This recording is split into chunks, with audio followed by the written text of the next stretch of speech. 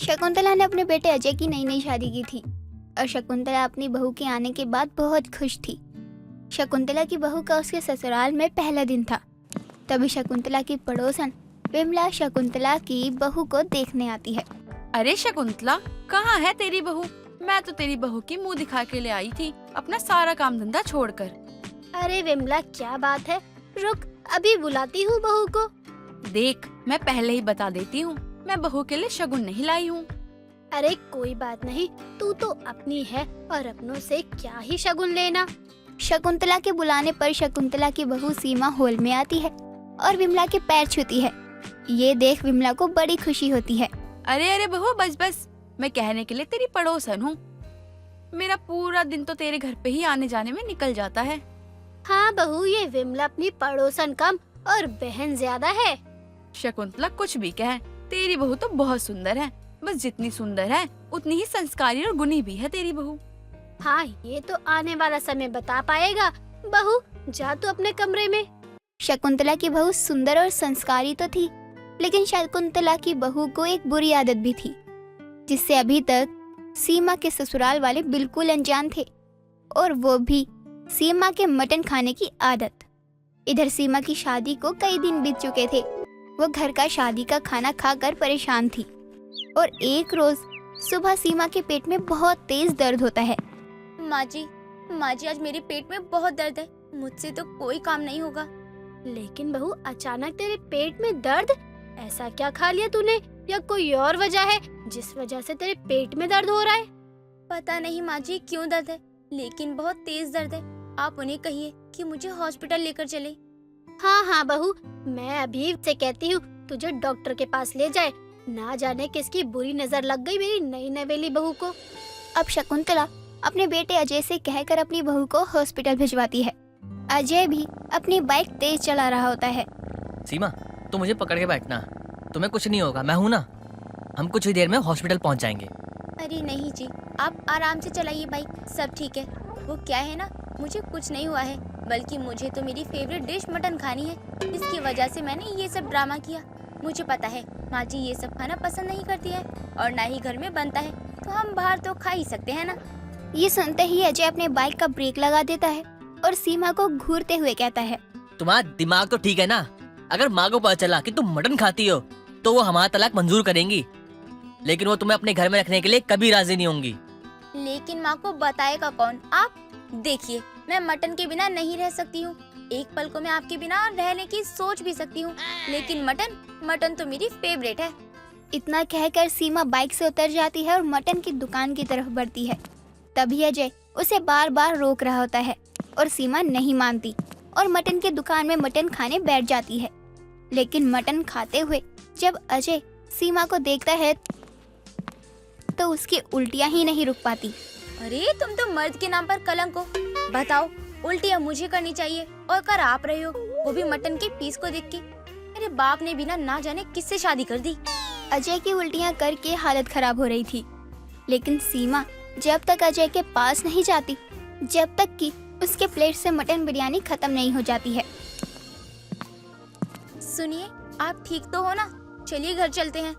मैं तुम्हें घर नहीं ले जा सकता हूँ। अगर ये बात माँ को पता चली कि तुमने मटन बिरयानी खाया है तो वो तुम्हारे साथ मुझे भी घर से बाहर निकाल देंगे। अरे चलिए भी। और हाँ, आपने जैसी अपनी हालत बना ली है ना, उस हिसाब से तो ये गलत नहीं होगा कि माँ जी को आपकी हालत पर शक ना हो। सच बताऊं तो आपको देखकर ऐसा लग रहा है जैसे आपकी किसी ने इज्जत लूट ली हो। बाइक चला लोगे या मैं ही चलाऊं? नहीं नहीं, मैं ठीक हूँ, मैं चला लूंगा बाइक। लेकिन आज आखिरी था कि तुम मेरे साथ बाहर आई हो। अगर तुम्हें यही सब खाना है तो तुम अकेले ही आना। मेरी तो हालत ही खराब हो गई। शकुंतला और विमला इधर सीमा और अजय के आने का इंतजार कर रहे होते हैं और जब दोनों घर पहुंचते हैं तो शकुंतला और विमला दोनों देखती हैं कि सीमा तो एकदम ठीक है, लेकिन अजय की हालत बिगड़ी हुई है। अरे अजय, क्या हुआ? तू ठीक तो है? तेरी ऐसी मरी सी हालत क्यों हो गई? मैं ठीक हूँ, बस मुझे थोड़ा सा आराम करना है। शकुंतला, ये क्या हुआ तेरे बेटे को? बहू तो यहाँ से दर्द में गई थी, आई है तो वो ठीक है, लेकिन तेरा बेटा बीमार हो गया। ये क्या चल रहा है? वही तो मेरे समझ से बाहर है। ये आखिर बहू तो ठीक है, लेकिन बहू का भूत इसमें क्यों घुस गया? जो भी है, मुझे तो कुछ भी समझ में नहीं आ रहा है। जा जाकर देख ले, बाकी कहीं कुछ बता ही दे तेरा बेटा तुझे। इधर सीमा का पेट दर्द तो एक बहाना था जो अब ठीक हो चुका था, वो भी उसके फेवरेट मटन बिरयानी खाकर। लेकिन बेचारा अजय उस दिन के बाद से ठीक नहीं था और अब सीमा इस बात का फायदा उठाने लगी थी और हर 2 दिन के बाद ही वो अपने पति अजय से बाहर चलने को कहती ताकि वो मटन बिरयानी खा सके। और अजय भी अपनी माँ से छुपाने के लिए सीमा को मटन बिरयानी खिलाने ले जाया करता था। ऐसे ही एक रोज देर शाम का समय होता है, विमला शकुंतला के घर आती है। अरे शकुंतला, कहाँ है तू? शक्कू, अरे ओ शक्कू। यही हूँ। क्या हो गया, इतना हल्ला क्यों काट रही हो? आती हूँ, रुक। एक तो बहू नहीं है घर में और तू अलग यहाँ आकर मुझे डरा रही है। अरे मैं तो तुझे बाजार चलने के लिए बोलने आई थी, अब तू भी तो घर छोड़ के जाएगी नहीं। अरे रुक रुक, चलती हूँ। वो दोनों तो बाहर खाना खाने गए हैं, तो मैं भी सोच रही हूँ कि मैं भी कुछ खा आऊँ। अब अकेले के लिए खाना कौन ही बनाए। इतना कहने के बाद ही शकुंतला अपनी पड़ोसन विमला के साथ निकल जाती है और दोनों कुछ देर बाद बाजार पहुंचते हैं, जहां विमला की नजर अचानक से अजय पर पड़ती है, जो अपनी बाइक पर बैठा होता है और अपना सर पकड़े हुए बैठा होता है। शक्कू देख, वो अजय ही है ना? और वो मटन बिरयानी की दुकान के पास क्या कर रहा है? अरे हाँ, ये तो अजय ही है। और बहू कहाँ गई इसे छोड़कर, और ये इतना परेशान क्यों लग रहा है? चल चल कर देखते हैं क्या हुआ और बहू कहाँ गायब है। अरे नहीं विमला, रुक। अजय परेशान है, मतलब कोई तो बात है जो वो मुझसे छुपा रहा है। हम यहीं खड़े हो जाते हैं, लेकिन मुझे अजय दिखाई और सुनाई भी देना चाहिए। तेरी बहू आई तो, लेकिन मटन बिरयानी की दुकान से निकली है। शकुंतला, तू जितनी बड़ी पंडित है ना, तेरी बहू उतनी ही बड़ी राक्षस है। शकुंतला भी जब अपनी बहू को मटन बिरयानी की दुकान से निकलता देखती है तो उसके पैरों तले जमीन खिसक जाती है और उसे विश्वास ही नहीं होता कि उसकी बहू ये सब खाती है, और खाते भी तो उसमें उसका बेटा उसका साथ दे रहा था। अब शकुंतला का पारा हाई हो चुका था और वो वहाँ से सीधा घर आती है, लेकिन उससे पहले सीमा और अजय घर होते हैं। क्या खाया तुम दोनों ने बाहर? खाना कैसा था? बहुत ही बढ़िया था माँ। वैसे आप कहाँ गई थी? जब हम आए तो आप थी नहीं घर पर। ओ, खाना अच्छा था ना? विमला, जरा इन्हें भी बता दे ये क्या खाकर आए हैं। मटन बिरयानी, जो तो तेरे घर में बनता ही नहीं है। माँ जी, आपने मुझे मटन बिरयानी की दुकान पर देखा क्या? माँ जी देखिए, मुझे ये सब खाने की आदत है और ये जो आदत है ना, मेरी एकदम से तो जाएगी नहीं। मैं तो तुझे कुछ कह ही नहीं रही हूँ। मुझे तो जिससे शिकायत है वो मेरा बेटा है, जो इन सब में तेरा बराबर साथ दे रहा है। क्यों अजय? माँ जी, वो भी मेरी वजह से मेरे साथ गए थे वहाँ पर। माँ, मुझे पता था कि एक ना एक दिन ये सब आपको पता चल जाएगा। मुझे आप जो भी सजा दोगी मुझे मंजूर है। मैंने सीमा को समझाया लेकिन उसने नहीं माना। मैं तुझे नहीं, तेरी बीवी को सजा दूंगी, क्योंकि वो जानती है कि इस घर में ना तो ये सब कोई खाता है और ना ही नाम लिया जाता है। अब शकुंतला भी अपनी बहू को उसके मायके तब तक के लिए भेज देती है जब तक वो उसके घर की बहू बनने लायक ना हो जाए, क्योंकि उसकी शादी से पहले सीमा के घर वालों ने यही कहा था कि वो मांस मछली नहीं खाती है। अब सीमा के घर वाले भी अपनी बेटी की मटन बिरयानी खाने की आदत छुड़वाने में लगे हुए थे। मानवी और रोहन की शादी हुए कई साल हो गए थे। शादी के कुछ समय तक तो दोनों पति पत्नी बहुत प्यार से एक दूसरे के साथ रहते, लेकिन थोड़े समय बाद में ये प्यार लड़ाई झगड़ों में तब्दील हो गया, क्योंकि रोहन को बेहिसाब पैसा उड़ाना, जुआ खेलना, लड़कीबाजी करना, ड्रिंक करना बहुत ज्यादा अच्छा लगता था और अब वो इसका आदी था, जिसके चलते मानवी की शादीशुदा जिंदगी दिन पर दिन नर्क जैसी हो गई थी। ऐसे ही एक दिन रोहन बहुत ज्यादा शराब की नशे में धुत लड़खड़ाते हुए घर आता है और ये देखकर मानवी को बहुत बुरा लगता है। हे भगवान, घर की सारी जमा पूंजी खत्म हो चुकी है और ये आदमी है कि रोज रोज पीकर घर आता है। बिल्कुल भी शर्म लिहाज नहीं है इसमें। अरे होती कौन है तू मुझे रोकने वाली? मेरे से सवाल करने की तेरी औकात नहीं है।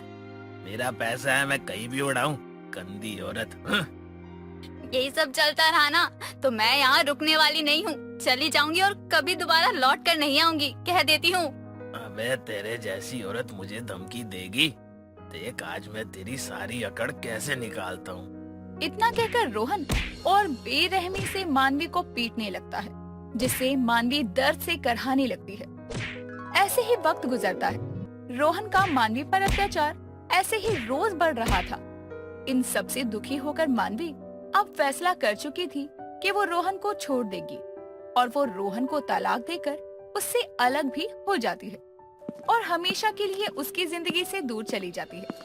मानवी तो एक पढ़ी लिखी लड़की थी, इसीलिए अब उसने फैसला किया था कि वो खुद की पहचान बनाएगी और वो एक ट्यूशन एकेडमी में एज अ टीचर पढ़ाने लगती है।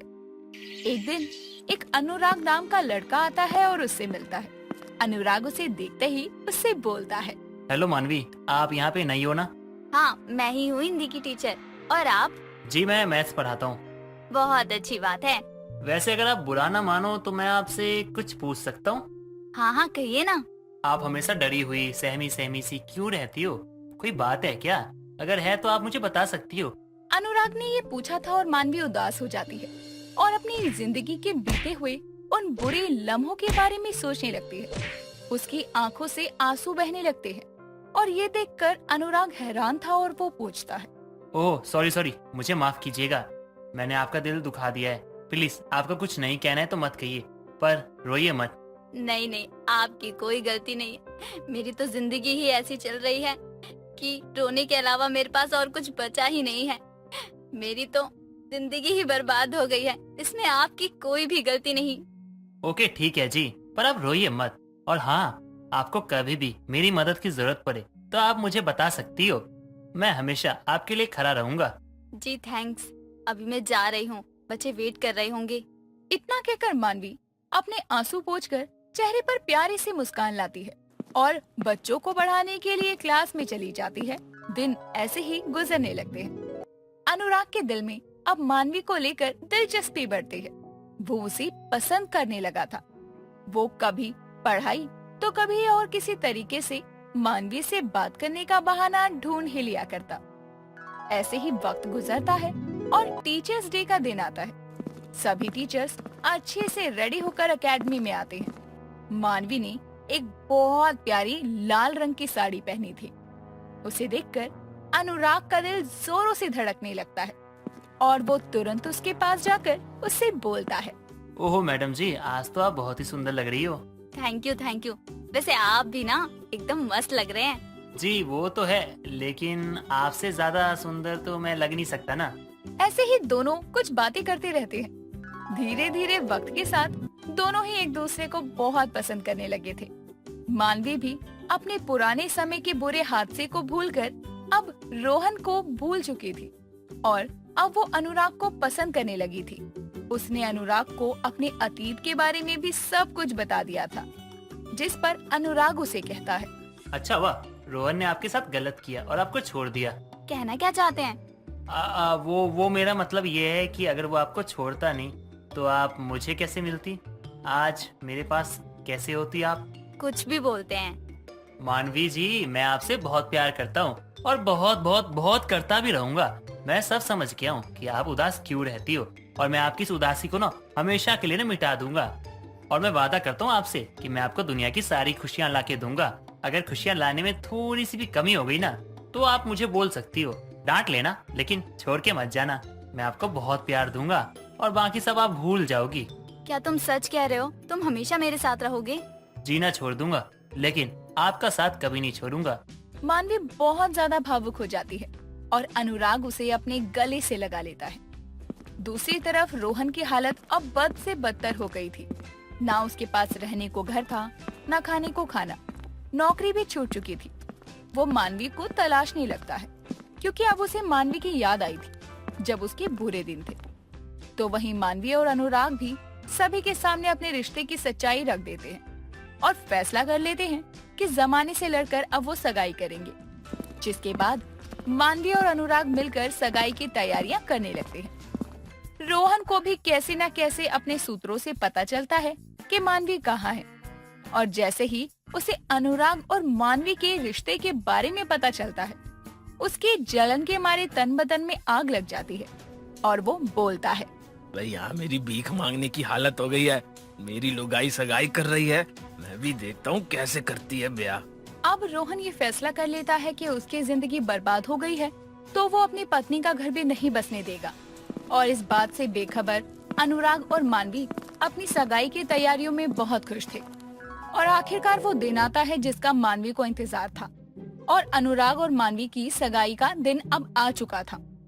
अनुराग स्टेज पर बैठा था और मानवी का इंतजार कर रहा था। कुछ देर में मानवी बहुत ही सुंदर सा गाउन पहनकर रेडी होकर अनुराग के सामने आती है। अनुराग उसे देखकर बस उसकी आंखों में खो जाता है। अनुराग खड़ा होता है और उसका हाथ पकड़कर उसे स्टेज पर लाता है। और तभी सभी मेहमानों के बीच रोहन भी अपनी लुगाई की सगाई में घुस आता है। सभी के आने के बाद सगाई की रस्मों को शुरू किया जाता है। सबसे पहले अनुराग मानवी के हाथ को थाम कर उसे अंगूठी पहनाता है। लेकिन जैसे ही मानवी अनुराग को सगाई की अंगूठी पहनाती, उससे पहले ही रोहन चिल्ला देता है। रुक जाओ, नहीं हो सकती ये सगाई। रोहन को इस तरह से दोबारा अपने सामने देखकर मानवी के होश उड़ जाते हैं। उसके पैरों तले जमीन खिसक जाती है और वो बोलती है, तुम यहाँ क्यों आए हो और आए कैसे? अरे वाह, मेरी लुगाई किसी और से सगाई कर ले और मैं आऊं भी ना, वाह। अरे भाई, ऐसे कैसे हो जाएगा? अरे तुम जैसे इंसान के साथ कोई रह कैसे सकता है? मैं भले ही तुम्हारी पत्नी थी, पर अब नहीं हूँ। मैं तुमसे सारे रिश्ते खत्म करती हूँ। दोनों की बातें सुनकर सगाई में आए हुए मेहमान मानवी को लेकर तरह तरह की बातें बनाने लगते हैं और उसे कोसने लगते हैं। तभी रोहन बोलता है, अरे तलाक देकर तो तुम बस मुझसे अलग हुई थी, मेरे नाम से नहीं। तुम्हारा नाम आज भी मेरे ही नाम से जुड़ा है। समाज की नजरों में तुम आज भी मेरी लुगाई हो। अरे मैं यहाँ भिखारी बन गया हूँ, एक एक दाने के लिए तरस रहा हूँ, और तुम अपनी नई जिंदगी बसा रही हो। अरे मेरे जीते जी मेरी लुगाई की सगाई कभी नहीं हो सकती। तुम्हारी जिंदगी तुमने खुद ही खराब की है, और अपने साथ साथ मेरी भी। अपने मायके वालों के बारे में भला कौन इतना भला बुरा सुनता है, लेकिन मैंने सुना, तुम्हारी सेवा की, तुम्हारी इस नशे की हालात तक को झेला, लेकिन तुम नहीं सुधरे। अब मैं अपनी जिंदगी तुम्हारे साथ और बर्बाद नहीं कर सकती। तुम्हारा कोई हक नहीं है मेरी जिंदगी पर, समझे तुम? मुझे तुमसे अब कोई रिश्ता नहीं रखना है। मैं नहीं चाहती कि तुम जैसा इंसान मेरी जिंदगी में आगे भी रहे। मैं जा रही हूँ, और कभी भी मुझसे मिलने की कोशिश मत करना, समझे तुम? मानवी जी, आप रुकिए। ऐसे लोग ना इस तरह से नहीं समझते हैं। मैं इसे समझाता हूँ। और भाई, तेरा जो भी नाम है, रोहन, फोहन, जो भी है तेरा नाम, सुन ले मेरी बात ध्यान से। ये ड्रामे बंद कर और चला जाओ वापस यहाँ से। अगर तूने कभी भी मानवी के लाइफ में दखल देने की कोशिश की तो सोच ले बेटे, तुझे मारूंगा भी और पुलिस के हवाले भी कर दूंगा। और हाँ, मैं भी देखता हूँ फिर कौन तुझे जेल से बाहर निकालता है। रोहन अपने कामों के चलते पहले ही पुलिस से छूट कर आया था। अब रोहन डर जाता है कि उसे फिर से पुलिस के हवाले ना कर दिया जाए। लेकिन अनुराग भी मानवी की हुई बेइज्जती को अब सहन नहीं कर पाता और पुलिस को बुलवाकर रोहन को अरेस्ट करवा देता है, जिसके बाद रोहन जेल जाता है।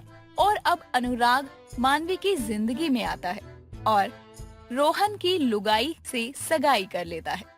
राहुल, समीर और विजय एक सोसाइटी में रहने के लिए आते हैं। वो तीनों एक टैक्सी में बैठते हैं और कृष्णा अपार्टमेंट आ जाते हैं। वो लोग गेट के पास खड़े होते हैं और गेट अपने आप खुल जाता है। ये देखकर तीनों डर जाते हैं। अबे ये क्या? लगता है यहाँ कोई जादू है। दरवाजा तो अपने आप खुल गया और यहाँ तो कोई गार्ड भी नहीं है। अरे ओ अकल के अंधे, देख वो रहा गार्ड। लेकिन गार्ड की शक्ल देख कितनी डरावनी है ना। मैं तो कहता हूँ चल यहाँ से। तुम लोग फालतू में डर रहे हो सकता है अंकल बीमार हो। चुपचाप सामान उठाओ और अंदर चलो। तीनों अपना अपना सामान उठाते हैं और अंदर फ्लैट पर चले जाते हैं। वैसे ही उस फ्लैट में रहने को तो बहुत सारे लोग थे, लेकिन शाम के 6 के बाद सब गायब हो जाते थे। रात होती है और तीनों खाना खाकर सो जाते हैं। आधी रात को विजय को चूड़ी और पायल की आवाज आती है और वो राहुल को लात मारता है। अबे राहुल भाई, अबे सुनना, अबे तुझे कितनी बार कहा है मैंने, रात में चूड़ी और पायल पहन के मत सोया कर यार, बहुत प्रॉब्लम होती है मुझे।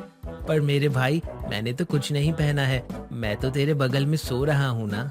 अरे समीर भाई, राहुल भाई के साथ रहते रहते आपको भी खुमार चढ़ रहा है क्या इनकी तरह बनने का? अरे पहले तो मैं इनसे परेशान रहता था और अब आप भी इनके जैसे मीठे बनने लग गए। अबे दो को कैसे संभालूंगा मैं मीठा नहीं हूँ जो चूड़ियाँ पहनूंगा। मेरी तो गर्लफ्रेंड है, उसको चूड़ियाँ दिलवाता हूँ मैं, ना कि खुद पहनता हूँ। लगता है भाई तुझे किसी लड़की की याद आ रही है। मैं समझ सकता हूँ, चल सो जा अभी। अबे क्या बोले जा रहा है, मैं तेरे जैसा नहीं हूँ, ठीक है? जो लड़का होके लड़कों पे लाइन मारे, हट। तीनों एक दूसरे पर इल्जाम लगाने लगते हैं। अगले दिन सुबह उसके कमरे की घंटी बजती है। विजय दरवाजा खोलता है तो उसके सामने एक बहुत ही खूबसूरत लड़की जिसका नाम मंजू था वो खड़ी थी और वो बोलती है। हेलो, मेरा नाम मंजू है। मैं इसी सोसाइटी में रहती हूँ।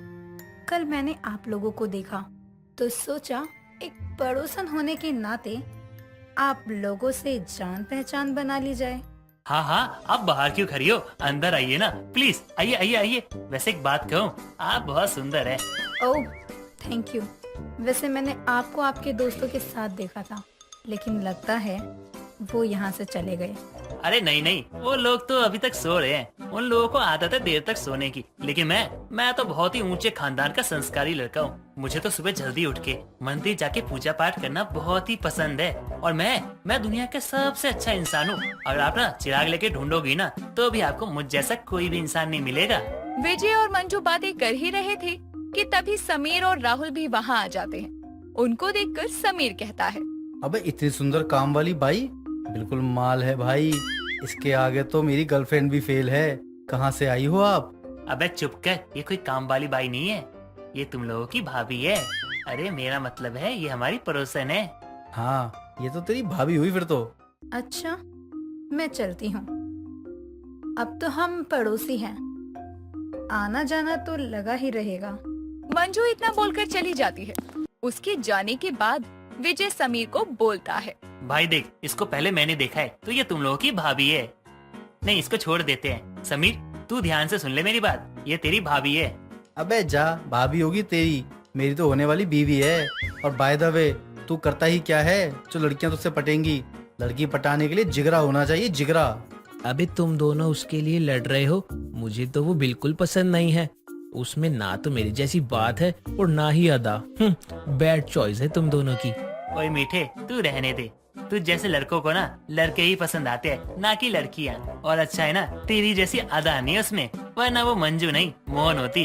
विजय इतना बोलने के बाद जोर जोर से हंसने लगता है। समीर को भी हंसी आ जाती है। ऐसे ही कुछ दिन निकलते हैं और उनके कमरे में बहुत अजीब अजीब सी चीजें होने लगी थी।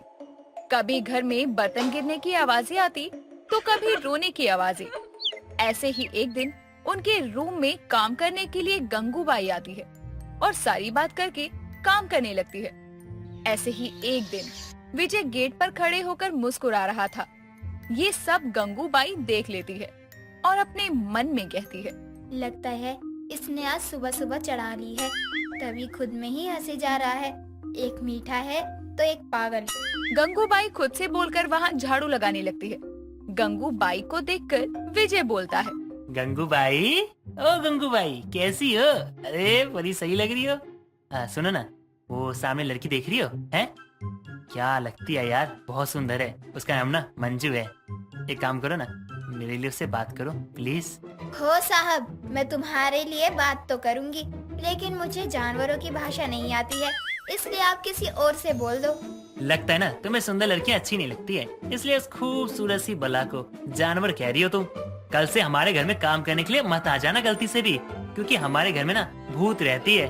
मुझे लगता है साहब आपको बहुत ज्यादा चढ़ गई है। खैर, तुमको काम नहीं करवाना तो मेरी पगार दे दो, मैं यहाँ से जाती हूँ, बहुत घर है मेरे पास।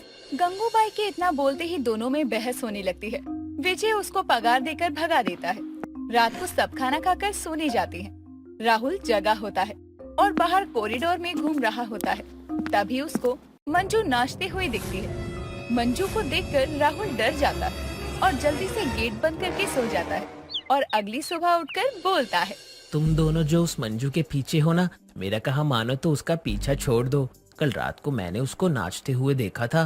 अच्छा अच्छा, बता बता जल्दी बता, किस गाने पे नाच रही थी वो? पक्का वो मेरा फेवरेट सॉन्ग होगा, मेरी पतली कमरिया आहा। अरे नहीं नहीं, वो तो इतनी हॉट है, हाई गर्मी पर डांस कर रही होगी। तुम दोनों मेरी बात नहीं मान रहे, पक्का फंसोगे। वो एक यार, ये भूतिया सोसाइटी, हम निकल चलते हैं। क्या भू भू भू भू कर रहा है? पक्का इसने कुत्ते को देखा होगा, तभी तो भू भू कर रहा है। अरे चल राहुल यार, और मुझे मंजू को पटाने का कोई नया आइडिया दे। तीनों बातें कर ही रहे होते हैं कि तभी मंजू आ जाती है और उसको देखकर विजय बोलता है। देख देख आगे तेरी भाभी, चल चल भाभी के पाँव छू ले। क्या भाभी? मैं तुझे कितनी बार बोला है कि भाभी तेरी है, मेरी तो बीवी है। तू है कि मानता ही नहीं है। देख ले, मुझसे प्यार करती है तभी तो मेरी तरफ देख रही है। समीर इतना बोलता ही है कि उसके हाथ से एक पेन गिर जाता है और वो नीचे उसको उठाने के लिए झुकता है और देखता है कि मंजू के पैर उल्टे हैं। वो जल्दी से खड़ा होता है और राहुल को इशारे करने लगता है, लेकिन राहुल इशारे समझ नहीं पाता। मंजू समीर को इशारा करते हुए देख लेती है और समीर बोलता है, वेल, मैं सोच रहा हूँ कि तू मंजू को प्रपोज कर दे विजय। हम इसको भाभी बना लेंगे। तेरी खुशी में ही हमारी खुशी है। अच्छा, मैं चलता हूँ, मुझे कुछ काम है भाई। अरे कहाँ चला तू? अपनी भाभी के लिए चाय तो ले आ। ये चाय नहीं खून पीती है। मेरा मतलब है इतनी गर्मी हो रही है और तू चाय की बात कर रहा है। हम इनके लिए रूह अफ़ज़ा बना कर लाते हैं। अच्छा अच्छा ठीक है, चलो मैं भी तुम्हारे साथ चलता हूँ। मन्नू, ओ मन्नू, तुम ना यहाँ बैठो आराम से। मैं अभी तुम्हारे लिए अपने हाथों से रूह अफ़ज़ा बना के लाता हूँ, फिर हम दोनों साथ में बैठ के पियेंगे। कितना मजा आएगा ना। विजय, राहुल और समीर तीनों रसोई में जाते हैं और समीर उसको सारी बातें बताता है। ये सब सुनकर विजय बोलता है, क्या बोल रहा है? ये तो मंजू थी ना। ये मंजूलिका कैसे बन गई? अच्छा हुआ भाइयों तुमने मुझे बता दिया, वरना मेरी तो जान चली जाती। वो मेरा खून पी जाएगी क्या? मम्मी डर लग रहा है, मैं क्या करूं? मेरी बात सुनो, अब हमको यहाँ से बचकर निकलना है, लेकिन अभी इसके आगे हमें ऐसे रहना है कि जैसे हमें कुछ पता ही नहीं है। हम आज रात को यहाँ से चुपचाप निकल जाएंगे, ठीक है? जाके उसके साथ रूह अफ़ज़ा पी। समीर का कहा दोनों मान जाते हैं और राहुल मंजू के साथ बैठकर रूह अफ़ज़ा पीती है। कुछ देर बाद मंजू चली जाती है। रात होती है और तीनों अपना अपना सामान लेकर निकल जाती है, लेकिन रात को उनको अचानक से मंजू आती दिखती है, तो तीनों अलग अलग हो जाते हैं और कुछ देर तक ऐसा ही चलता रहता है। वो लोग जहाँ जहाँ भी जाते मंजू दिखाई देती। कुछ देर बाद जैसे तैसे करके तीनों कृष्णा सोसाइटी के बाहर निकल जाते हैं और सोसाइटी का दरवाजा अपने आप बंद हो जाता है। तीनों गले मिलते हैं और राहुल बोलता है, देख लिया ना, मेरी वजह से तुम लोग आज बच गए, वरना समीर की और मेरी भाभी विजय का खून पी जाती। बाबा भाई प्लीज उस मंजूलिका का नाम मत ले यार, वरना मैं संन्यास ले लूंगा और किसी भी लड़के को तुम्हारी भाभी नहीं बनाऊंगा। अरे यार, इसके साथ रह रहे के मैं क्या बोले जा रहा हूँ। मतलब मैं किसी लड़की को तुम्हारी भाभी नहीं बनाऊंगा। प्लीज उसका नाम मत लेना आज के बाद।